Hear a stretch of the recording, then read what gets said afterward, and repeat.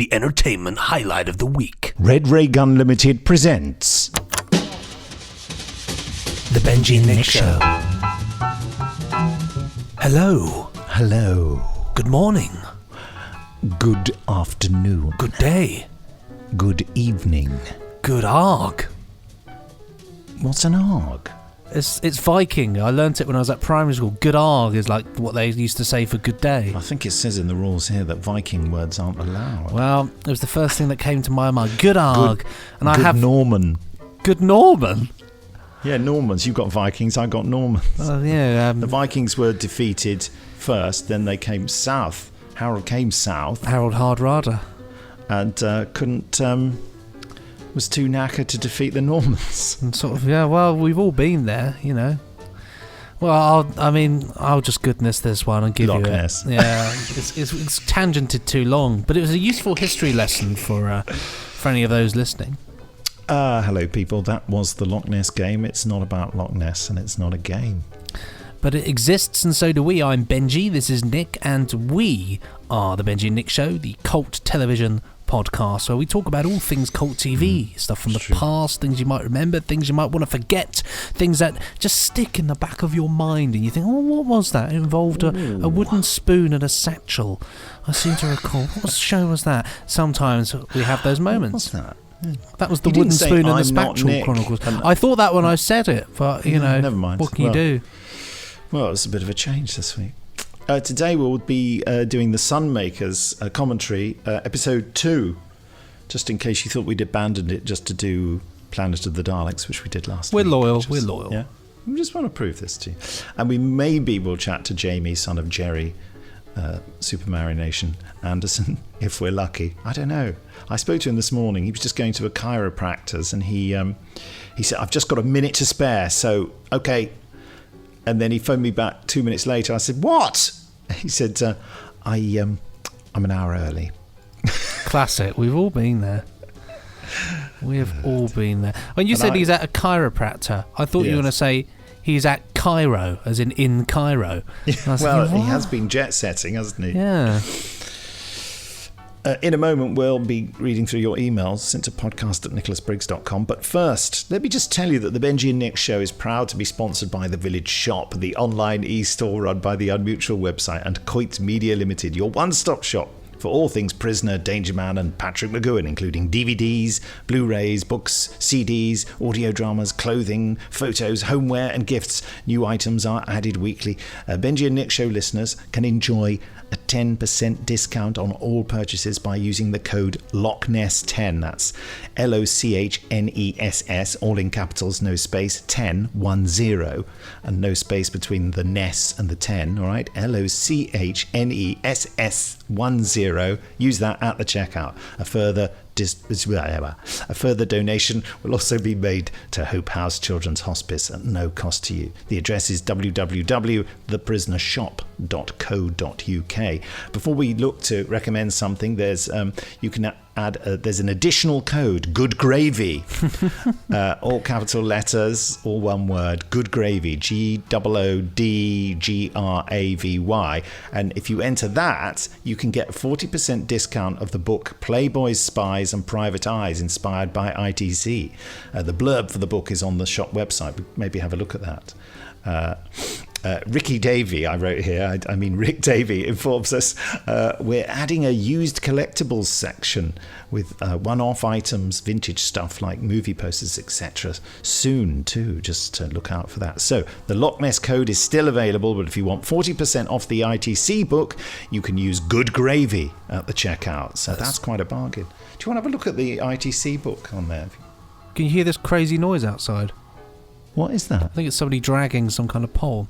Yes, well, I've got the back into professional mode here. I've got the book blurb up here. It says ITC Entertainment was a powerhouse of film television drama from the 1950s to the 1980s, producing a succession of hit action-adventure series such as The Saint, Danger Man, The Prisoner, Man in the Suitcase, The Champions, Radlin Hopkirk, brackets The Soust, and The Persuaders, just to name a few. Edited by Alan Hayes and Rick Davey, Playboy's Spies and Private Eyes, inspired by ITC, celebrates the company's remarkable legacy with 35 chapters by a wide range of writers who explore how the series have touched their lives. Wow, I want that book. Yeah, well, there's certainly worth getting a... I can get 40% off if I just You can type just in use the good code, gravy. man. Just use the code. Yeah. My phone's dinging. I just want to know who it is loves me. Be British Telecom telling you you've not paid your bill and to buck up. Oh, I wish I could read this out, but I can't. It's from a friend of mine, a friend of ours actually, who has some sciatica problems, and he's just made a comment about the excellent pain-killing medication he's just been given. But I can't read it out because it's too obscene. Right, shall I read out the first email? You certainly can. I think we've done with that site, haven't we? And I didn't cut you off there, did I? No, not at all. No, carefully. Now, last time I spoke about the Doctor Who director Richard Martin, didn't I? And this is called Richard Martin, etc. He directed some of the early black and white Doctor Who's, and this was sent on the 26th of February in the year 1941. Bit war torn, but there you go. Well, wouldn't want to be there. I thought you were doing an airplane sound effect then.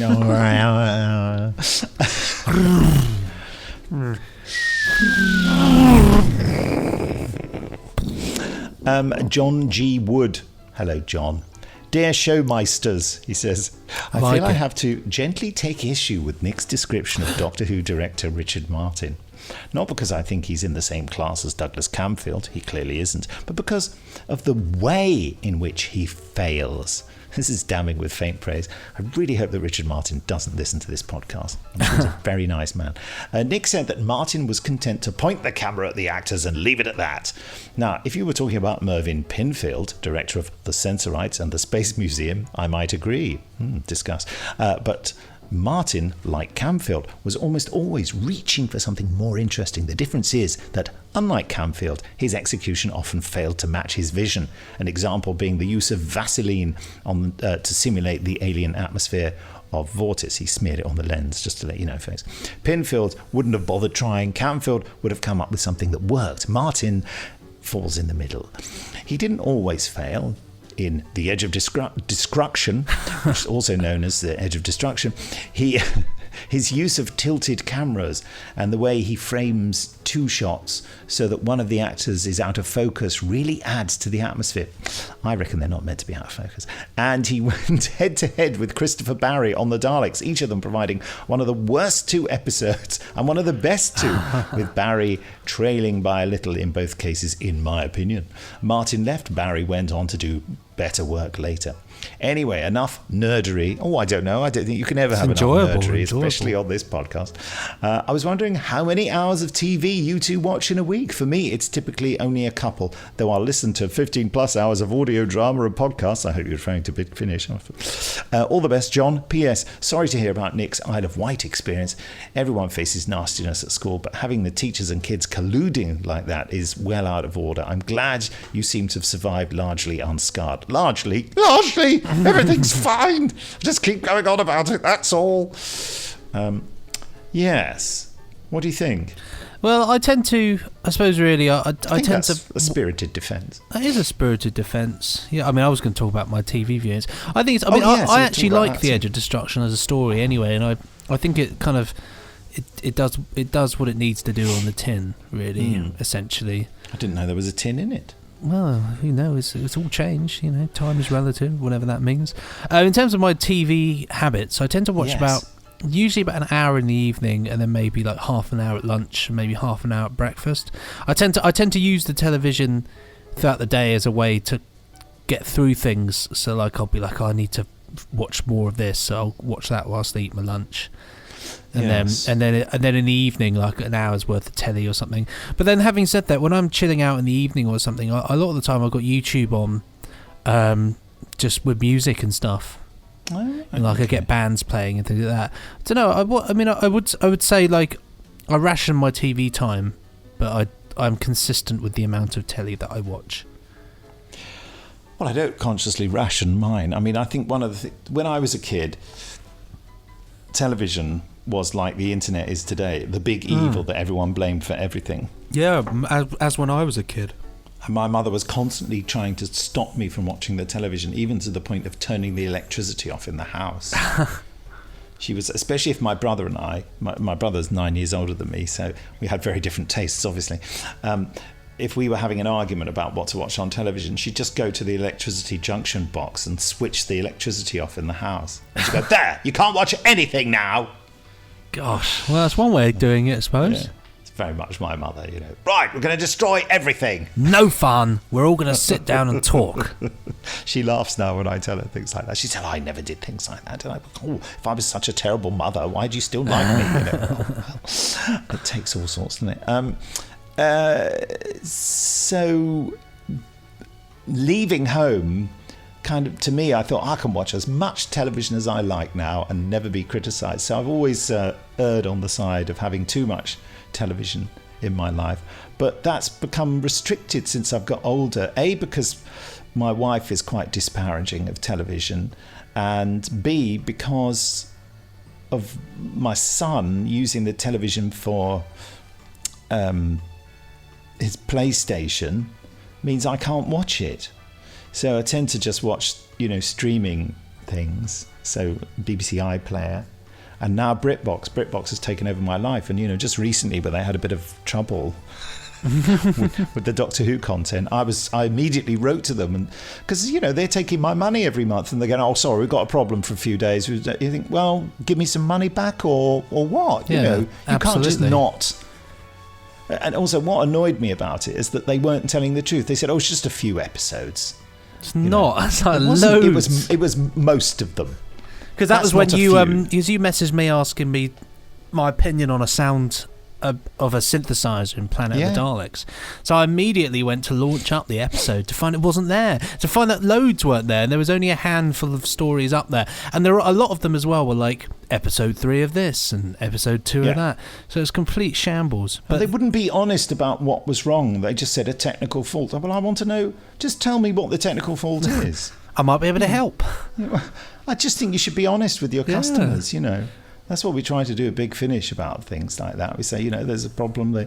There's two. When we were having problems with our website years ago, we just say, the bandwidth isn't big enough, and it's too many people are downloading, and it keeps falling apart. And we're trying to, But anyway, very difficult. Anyway, but when they were back up, I did go and write to BritBox again and say thank you very much, and they said, "Oh, that's very nice of you," and then some bland generalized statements. So I can't put a figure on it, actually, John.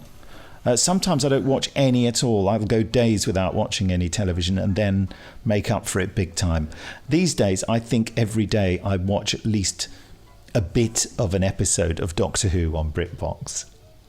Yeah, I mean, I do a lot of the same. I'll just watch the odd thing. So, like, as if I'm down the gym as well. If I'm down the gym or whatever, I just shove a bit of Doctor Who on. Actually, no. This week I watched a bit of Star Trek. This week, I was enjoying that. What was I can't remember what it's called. The one with the androids, and they're stuck on the planet with the androids.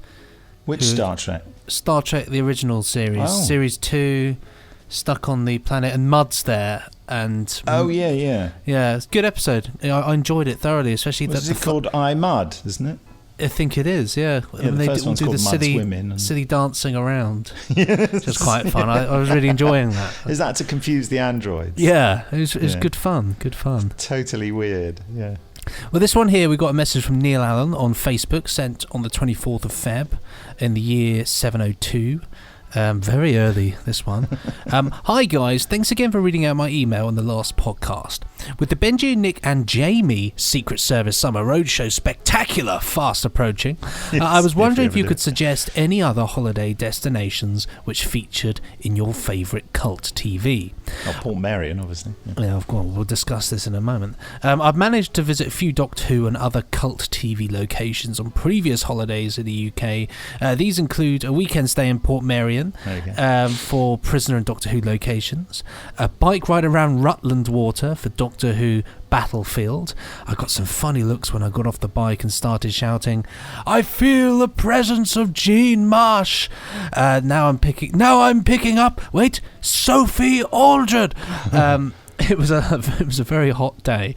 I've once got 2 Doctor Who locations in one day: Lulworth Cove for Curse of Fenric, and Winspit Quarry near where I think Nick lives for Destiny of the Daleks. Gosh, I should go and see that. And a bit of a Blake 7 episode. Oh, which bit? The good bit. I think my girlfriend is starting to suspect my choice of holiday destinations.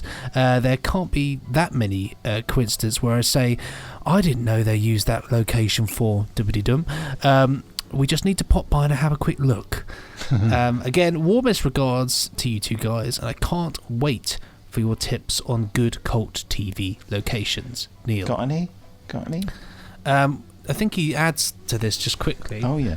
And then he adds, hi, just a short note to my last email. My girlfriend just reminded me of the time we went on holiday to Yorkshire, and she suggested that we visit the Emmerdale location.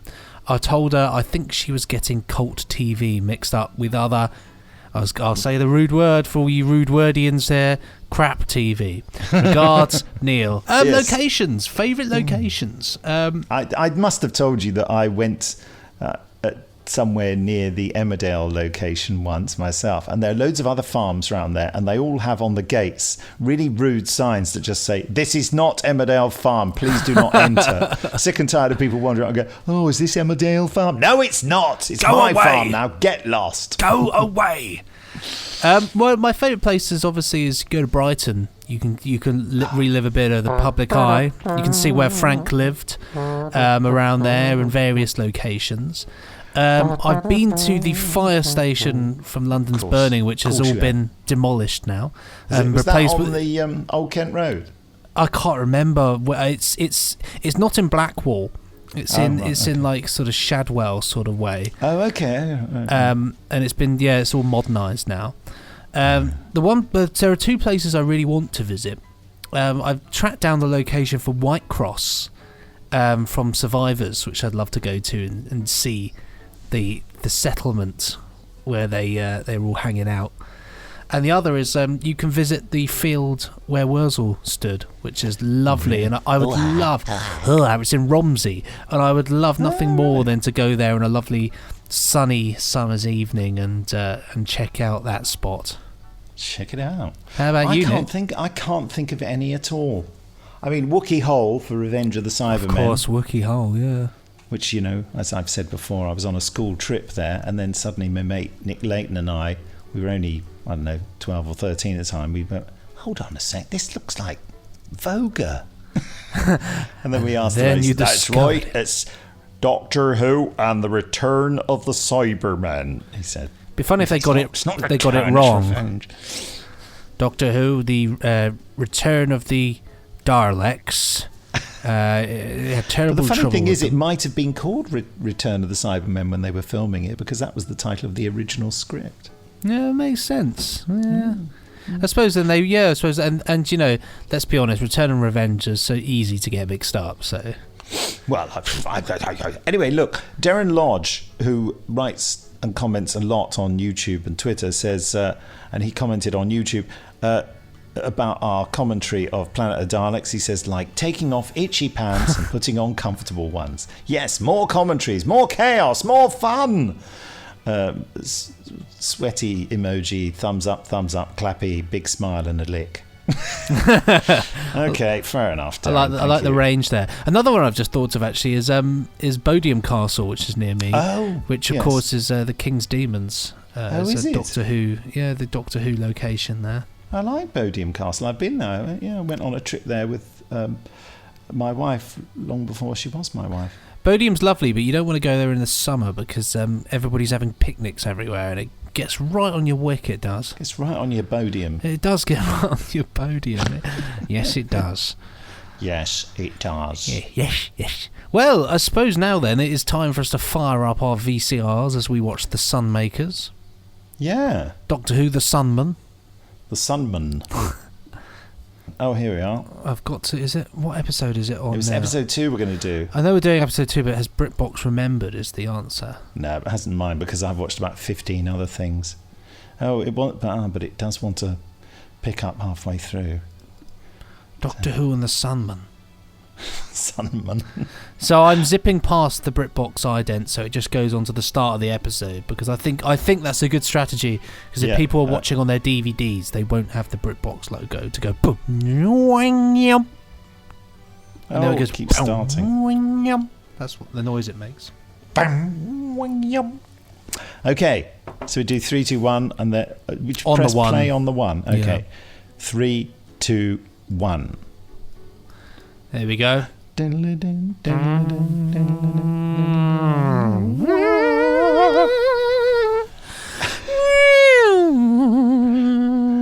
Doctor Who theme by Benji Clifford. Oh, whatever noise I was making then, it was tickled my mouth now. I wonder what you were going to say. Tickled me plumblies. Tickled me plumblies. Robert Holmes. Bob I just Holmes, watched part Reboss 2. Operation, another Robert Holmes one. Yes, Tom Baker going into the phone box there. 2s, please. Or was he say 10s? 10s, please. Tens, please. Da, da, da. It's interesting seeing Tom Baker in different eras. Having just watched him in the Reboss Operation, he's very different here, you know. It's almost a season by season change, I think, a lot of the time. He changed a lot. He becomes much, I mean, he was quite harsh in this, wasn't he? But he was very harsh with Romana. I'm much more... sorry, carry on. No, it's all right. So I'm much more at home with Tom's first series. Yes. I feel the most comfortable with his character there, because it's far more subtle. Yes. I mean, bizarrely, I know we shouldn't be talking about the Reboss Operation since we're watching The Sunmakers, but there's a lot of, and it's in the script as well, there's a lot of nasty quips about Mary Tam being so beautiful. And it's almost like they hate her because she's beautiful, and the Doctor doesn't. It's really deeply misogynistic. It's quite alarming, actually. You think, all right, she's beautiful, leave her alone. Stop going on about it. You employed her because she was beautiful. Don't get her in the show and then go, nah, she's just beautiful. You know, it's just horrid. See, I can't stand all the key to time stuff. I just the key to time. Apart from the Stones of Blood, I just don't get on with it. Well, I would say this, completely ignoring the Sunmakers. What we're going to do is watch the Sunmakers, but talk about the key to time. Oh, Louise looks so strong there. Look at that, yeah, power pose that is. Ankle deep in blood, wow.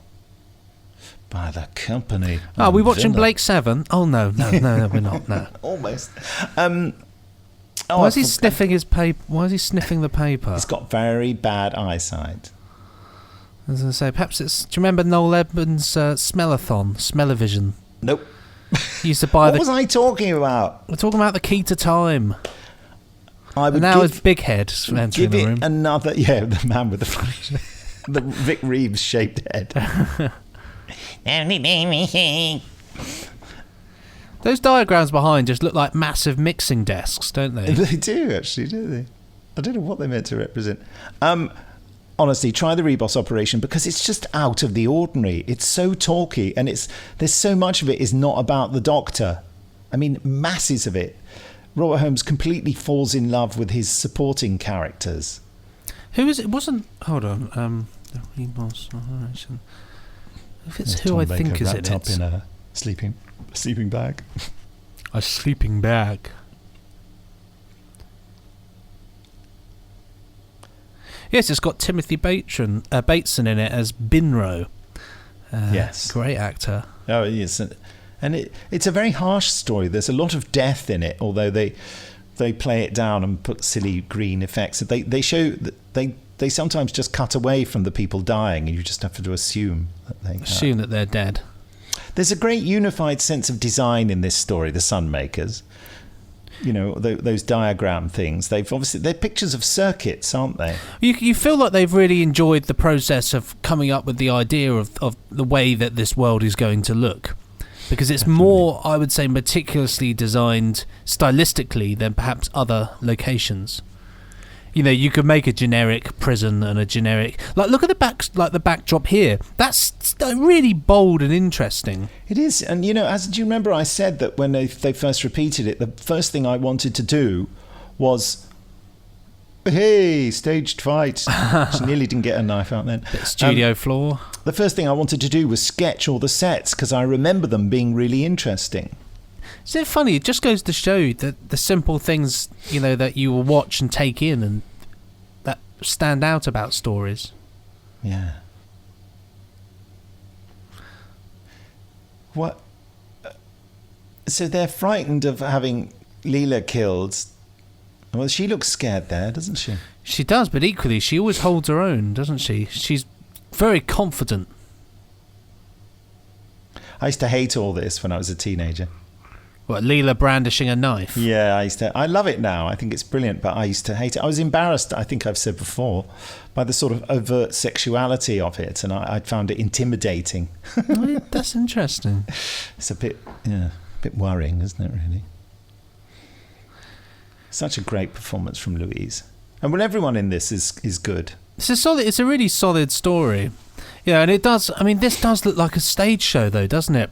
Yes. This does look like kind of, those BBC stylized, Shakespeare. like BBC Shakespeare stylized live performance. Oh, look at that. That's a look. And it is great, considering that she was having such a dreadful time with Tom Baker and he was being so utterly rotten to her, that she can still act so concerned. You don't think for a moment she's faking it. She looks so upset that the doctor might be killed. She's Whereas such a inside, pro, though. she was probably hoping that Tom Baker wasn't coming back. He's having a lot of fun, isn't he, wearing that straitjacket? You can tell that he's enjoying it. This guy's irritating. I'd straight away find a gag to shut him up. Tom's totally trying to upstage him there. Trying to upstage someone. Stick something in your mouth while you're talking to them. So everything you say sounds like that. My last sleep time. Yeah, Who says sleep time? It's sci-fi. My last sleep time. But they don't have day and night, do they? Because there are God knows how many suns. That's true. They don't have. That's why Cordo was frightened of the dark. You see, he's never seen anything dark. Oh, this guy. So, what do you think of the Collector? This guy's particularly irritating. You don't like him, then?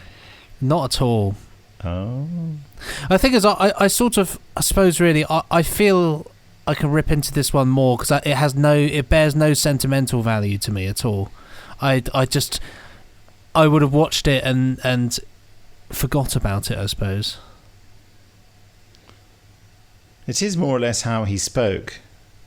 Just a strange. Is he really bald? Because it looks like a bad bald wig. He's not bald. He had a real full head of hair, actually.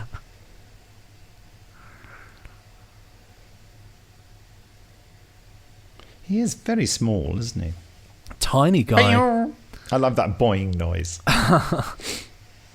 Again, I love all the noises in the background, all the plinking and plonking.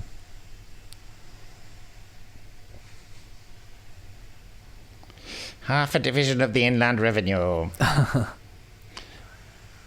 This weird He's an odd eyebrows. chap, isn't he? Weird eyebrows there. You can see the bald cap quite clearly there.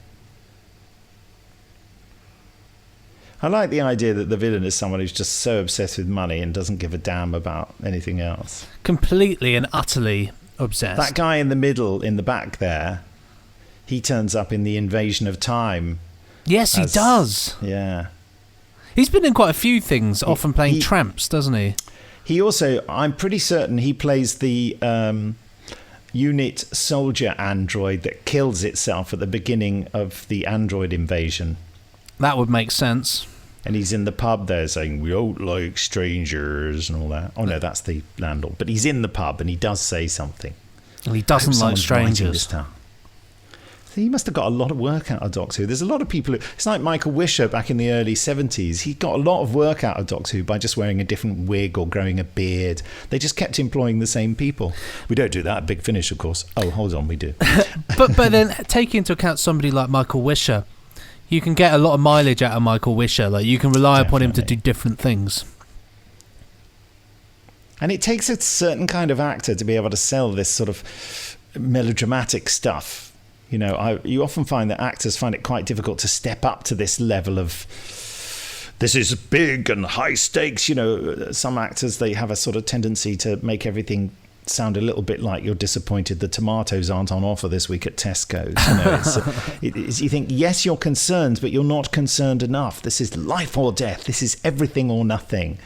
And look, this is what they're giving it here. It's like telling a grown-up fairy tale, and so it's full of passion and danger and death. I would say as well that one of the selling points for this really is the way all of this particular cast that we see, well, we saw in front of us a moment ago, how they all work with one another in that sense, that they're all interacting. Definitely. The looks that they give, you know, Pound Shop Oliver Reed at the front there kind of looking really concerned and just not saying anything, but you're seeing it and you think, yeah, you know, it's interesting.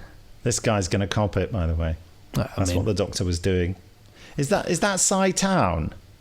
I do not know. I think it is. I think it's Sai Town, one of the Dalek operators. Well, that looks like an uncomfortable old pillow, doesn't it? What's he talking about? He will have added that. That's a Tom line. Here we go.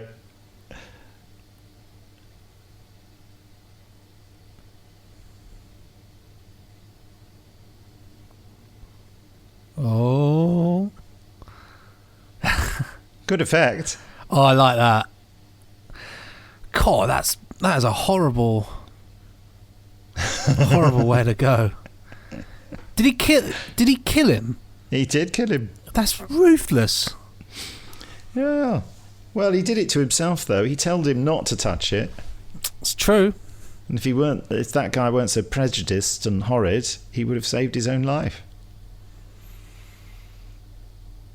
I wonder how he gets that hat on his head if his head is that shape.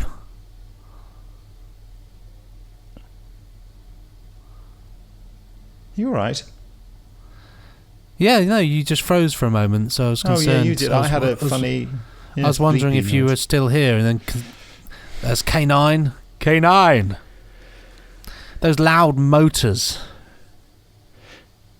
Yes, about K9, in the Key to Time series, he's much quieter. K9 is really, continuity-wise, just changes all the time.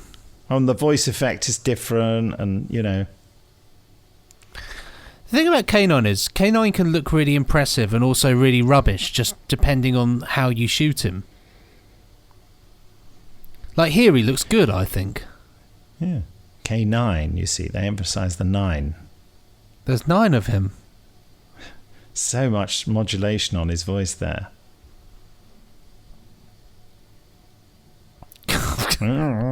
They won't know that they're sneaking up. What's that?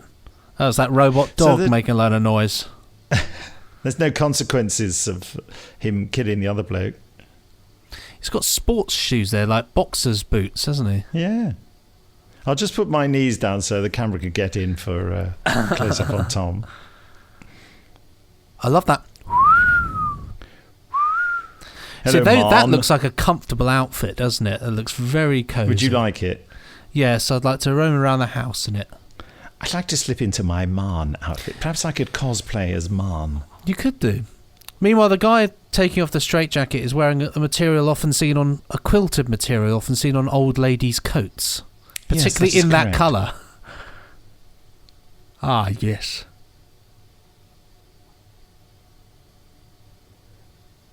Yeah. Is it Hade as in Hades, do you think? One would assume. Yeah. I love Tom's outfit here. I love the waistcoat look. Yes. I think, and that lighter coat as well. Yeah, I think it's a lovely look. He first started sporting that in, I think, maybe the Reign of Morbius. Oh, no, actually, he was wearing it in The android invasion. I'd just like to discuss Tom Baker's costume. Okay. Tom's hat. So what are can you look up locations for the Sunmakers? Yeah. Because where these beautiful underground tunnels. Filming locations straight away. Let's have a look. I knew it would be there. WD and H.O. Will's Tobacco Factory, now known as Imperial Park in Hartcliffe Way, Hartcliffe, Bristol. Camden Town Deep Tube Shelters. We were right about the tube station. It was Stanmore tube, Place, Camden Town, interestingly. And then Television Centre, TC3 and TC6, Shepherd's Bush. So this is in the tube. Yeah, Camden as well. So that's a location that we've frequented on. A bit of jangly music here. Bling. A little bit of irony in old Dudda's music there. Like a rib cage there. I think we discussed last time, didn't we? The belly of the in the belly of the beast. Belly of the beast. Mahogany. Lets him sit. So he's flattering him here. This is a fun scene.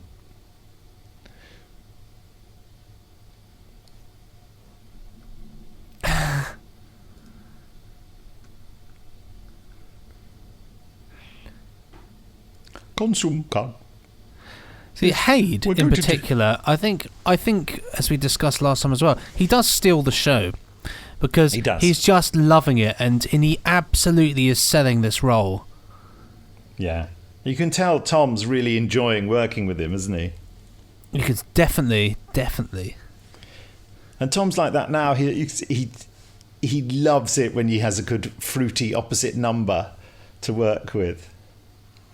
Which I suppose is Look, important. it's him again. It's the same bloke. It's Cy Town in a different costume. Dear, oh dear. These corridors are very unconvincing, aren't they? Well, just as I said earlier, all the noises that K9 makes, and nobody, like this guard, just isn't picking it up. He's got a bit of ticker tape hanging out of him like a tongue. I like the bullet mark behind. Yes. Guards have to bend down. Look, I have got to bend down so you can shoot me. Very unconvincing laser was there. Wrong, wasn't it? It went round the outside of that gun. That was them trying to be technical and clever and it failing. Yeah, they weren't good at that sort of thing in those days. Olives on the wall there. And they would have been doing they would have been doing that effect live as well. They would have had a little session for that. That wasn't done in post production. They would have done it as they were filming it, as opposed to during the editing. Dreadful. Well, gallant, but ultimately dreadful. Oh, he's eating some crisps. Raspberry leaves, he said. Oh, it looks more like a crisp from here. I know, but he did say raspberry leaves. Have you ever eaten a raspberry leaf? I know, I haven't. He's really going for overeating there, isn't he? Yeah. It's a leaf, it's not an apple. That person at the back just looking at the camera and just looked away then. You see, just like, I wasn't looking. He's just there thinking... Oh, no, looking back again. Hello, wave. He's thinking... I think he's meant to be logging something. He's touching... He's probably just looking over and thinking, maybe they'll give me a speaking role one day. I could wear that hat. I'll be the next Doctor Who. What if he tripped and fell between takes? Maybe I could wear that outfit. There's a Woody Allen film, the name of which I can't remember, not a very good one, made late in his career, where Woody Allen plays an actor who gets so nervous that he just goes blind. A director, I think. He's playing a director, and he becomes blind while he's directing a film, but tries to cover it up. And he's that's a great idea.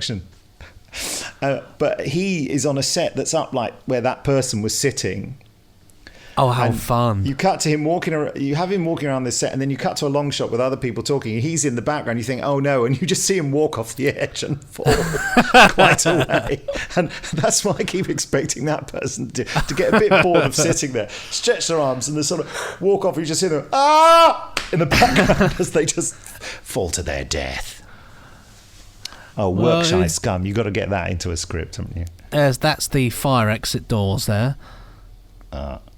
See, they were trying to make corridors Yeah, those studio ones, they're a mess, aren't they? Look, they've been kicked and they don't fit to the floor you can see, properly. as you were saying, you can see why. Look, you can see the markings on the floor. It's awful. But you can see why later on they tried to do more location corridors, just to shake it up a bit. Well, there's lots of location corridors in this. Do you mean later on in here? Or was it going to... He's going to be... Oh, good. She's going to stop him. That man there is thinking... He's thinking, no, I haven't got a moustache. It's just this visor makes it look that way sometimes. I'm dead now. She just killed someone. I'd leave him. He's irritating. There's a lot of... I like him. I like the way he speaks. Yeah, she was here.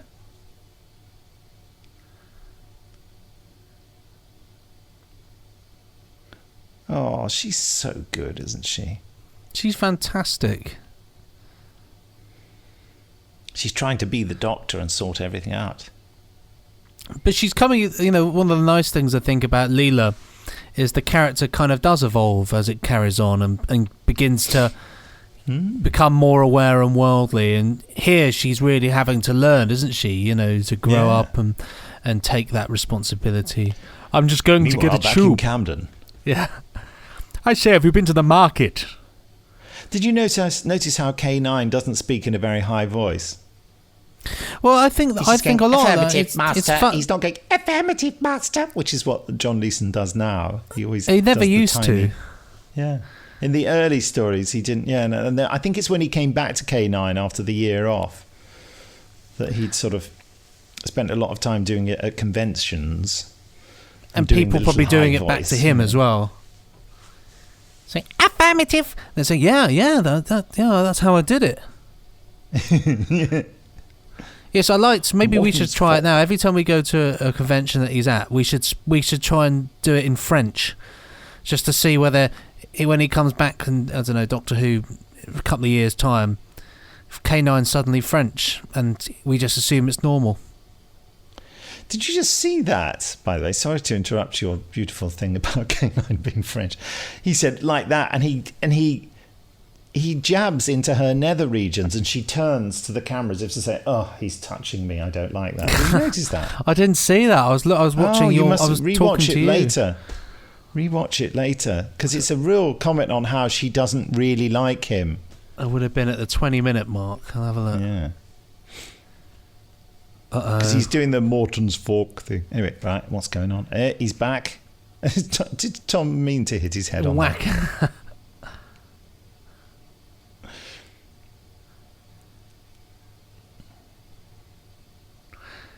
The funny thing about Tom is his voice is so iconic that sometimes you just forget that he has this iconic voice. Like, it's just so iconic. I can't get over it.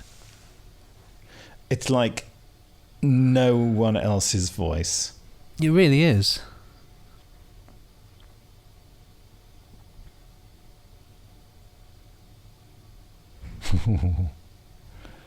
Mandrill. He's called Mandrill, and then a few seasons later they had the Mandrills. Do you think they're related? I wonder who was the writer of that episode? It was Dave Martin, I think. Okay. Was it Dave Martin? No, it was David Fisher. Sorry. Of Fisher-Price. David Fisher, who wrote some great scripts. They weren't particularly well realised, but they were as productions, I feel. But they were great Doctor Who stories. I think that's how a lot of Doctor Who is. God, he's tall, isn't he? That bloke. He is. You see, if P45, P45. That's a cat attack thing. If I was the writer of this and I watched this back, I'd feel relatively pleased with how they've done it because it's quite kind of. I mean, some of it's ridiculous, but they have made a stylistic effort. I feel. No, definitely. I mean, Doctor Who was always being asked to do more than it could manage. That's the bottom line. And all the directors were fighting to achieve something with no money and, See, these are the corridors they were trying to recreate on the set. And these are gorgeous. Like that light, these are really something special. Oh, this is what this episode ends with. Yeah, here, dum, dum, dum, dum. Here it comes. Well, the mini moke. Well, it's not a mini moke. It's a weird. It's not. It looked like it from a distance. No, it's just some baggage thing, isn't it? Scary though. They have a massive gun like that. The end of episode 2. Solid story. Good fun. Good fun. Solid story. Whizzed past, mostly because I was talking about the key to time. The key to time? Yeah, well, quite. Cordo, Mandrel, Gaudry, Veet. They're good names, aren't they? Robert Holmes writes great characters and great names. Shall we phone Jamie Anderson? Yes, I think we should. Then I will do so. Make it so. I think we're going to be unlucky. I think he might be chiropracticing.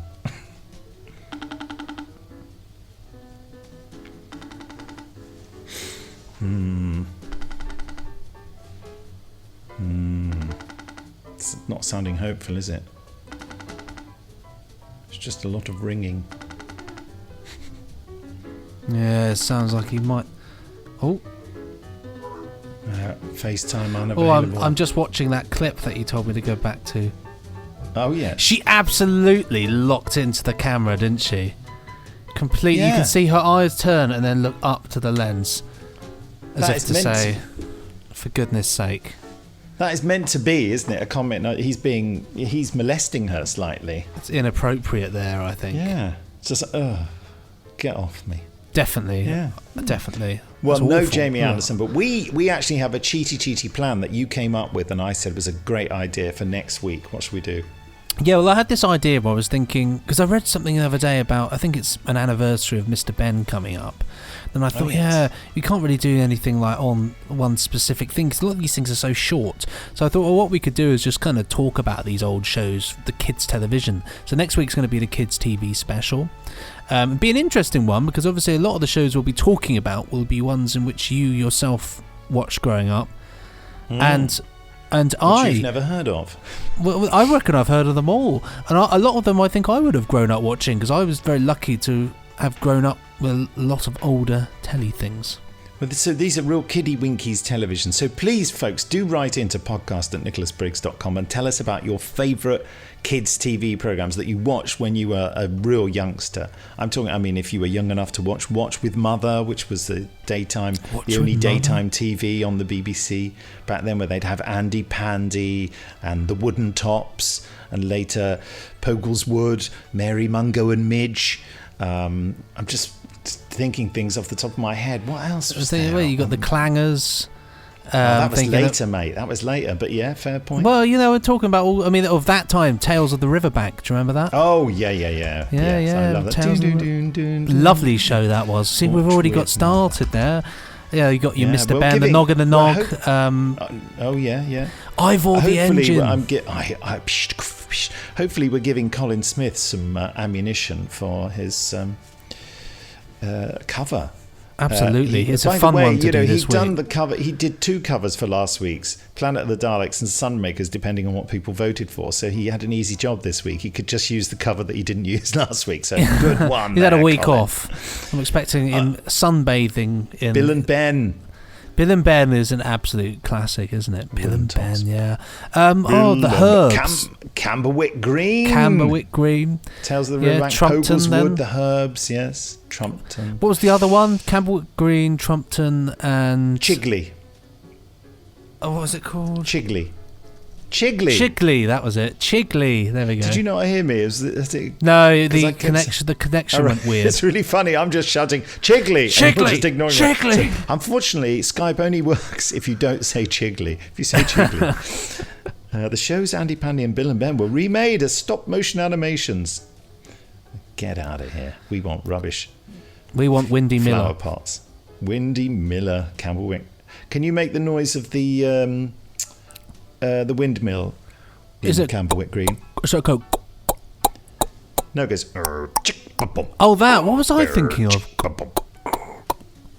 No, I was thinking of a different noise. Like a hen laying in I know the sound in my head that I'm trying to do, but Windy Miller. I'm going to type him into the interweb. Windy Miller, always drunk on cider. Here he is. Oh, I'm going to hear it.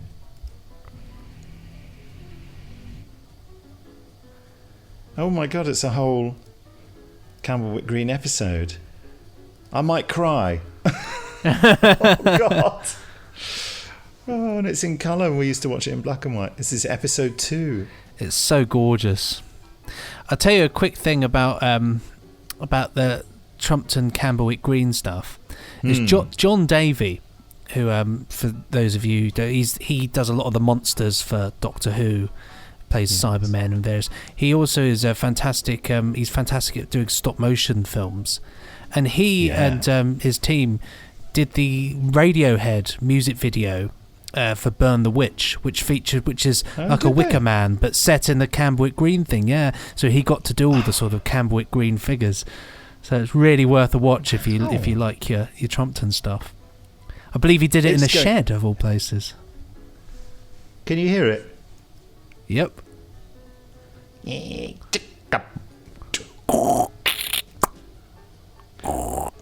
Brian Cant sounds so young. It's lovely though, isn't it? Brian Camp was the narrator. Anyway, that's what we're going to do. We've suddenly doing next week's podcast. We're just doing the podcast, yeah. Well, there's a sample for you of the type of stuff we'll be talking about. Any era as well, but I'd say up to the 90s, well, they're 2000s. Great CBeebies stuff now. Yeah. I suppose there is, yeah. Just in the night garden. All right, I'm getting close to the microphone. I'm getting carried away. Yeah. So don't forget to write to podcast@nicholasbriggs.com. But in the meantime, from me, not Benji, it's goodbye. And from me, not Nick, it's goodbye. Bye.